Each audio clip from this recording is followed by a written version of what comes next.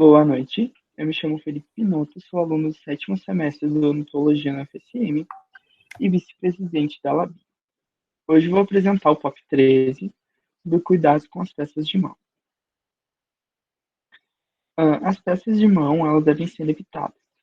A sua utilização, ela só deve ocorrer em casos muito necessários, quando não for possível instrumentar com instrumentos de mão, como as colheres de dentina, e ela deve ser evitada durante a fase de supressão da pandemia e no período anterior a essa fase.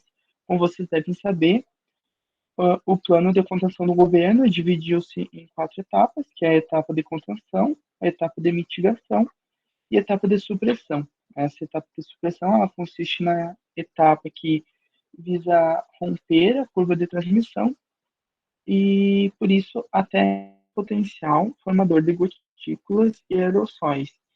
E essas partículas, elas abrigam vários micro-organismos, entre eles o vírus causador da Covid-19, e, sendo assim, apresentam alto risco de transmissão, tanto na contaminação cruzada quanto no próprio ambiente.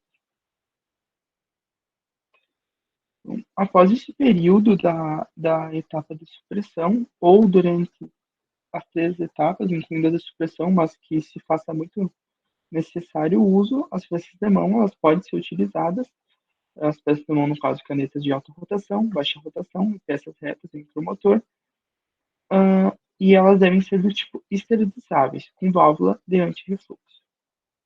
É importante lembrar que não é necessário proteger essas peças com barreiras plásticas, como a gente fazia antes nas clínicas, porque elas serão obrigatoriamente autoclavadas após cada uso.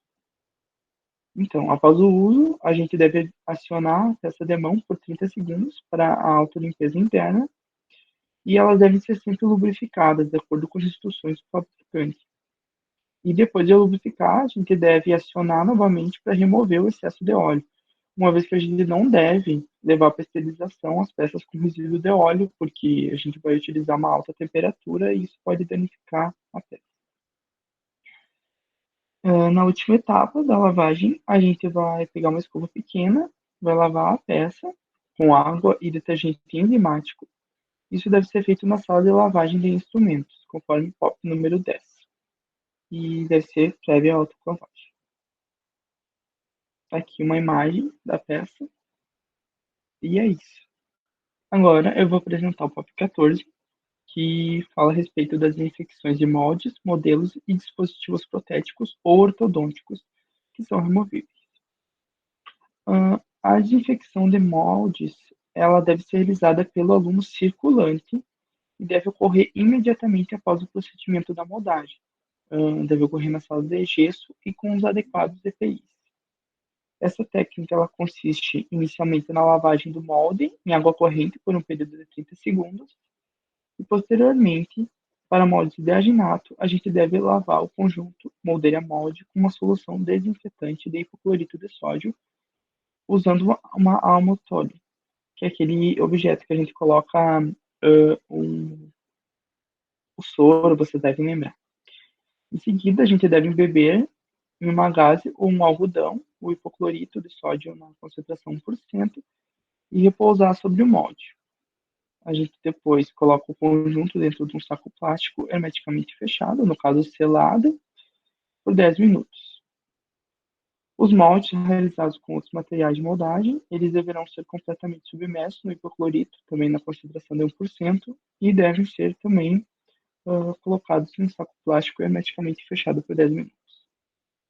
A gente deve higienizar as uvas na superfície externa do saco com álcool 70% e antes de remover o conjunto, isso deve ocorrer antes de remover o conjunto molde moldeira do saco. A gente também deve lavar o molde em água corrente para remoção do hipoclorito. E por fim a gente seca com papel toalha descartável. Aqui ficou bem ruim a imagem, mas é um molde submergido no hipoclorito. Como deve ser a desinfecção de modelos em gesso? A gente recomenda que os modelos de trabalho manipulados durante o atendimento clínico, eles devem ser desinfetados por meio de imersão também no hipoclorito, só que agora na concentração de 0,5%. E o período aqui também é maior, é de 30 minutos. É importante lembrar que essa imersão não vai causar alterações na dimensão, na precisão, na qualidade dos detalhes e na resistência à compressão. Isso em gestos do tipo 3 e 4. Por fim, a desinfecção de dispositivos protéticos e ortodônticos removíveis. Como você deve imaginar, esses dispositivos nem sempre vão ser removíveis.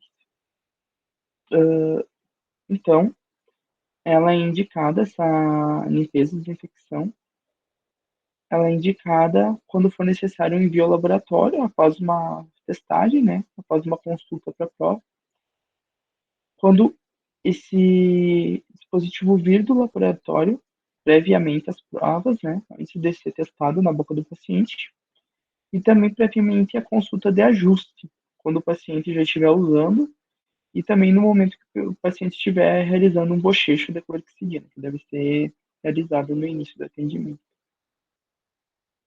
Agora, para desinfecção de dispositivos fabricados exclusivamente em resina acrílica, também recomenda-se a imersão em hipoclorito de sódio 1% durante 10 minutos. Essa imersão no hipoclorito é recomendada pela ação de oxidação, que leva a um alto efeito de controle do coronavírus, causador da Covid-19. Para os dispositivos contendo porção metálica, a clorexidina pode ser utilizada no lugar do hipoclorito de sódio. Ela deve ser utilizada na concentração de 2 a 4% por um período de 10 minutos. E o hipoclorito de sódio ele não está indicado em dispositivos metálicos justamente por seu mecanismo de oxidação.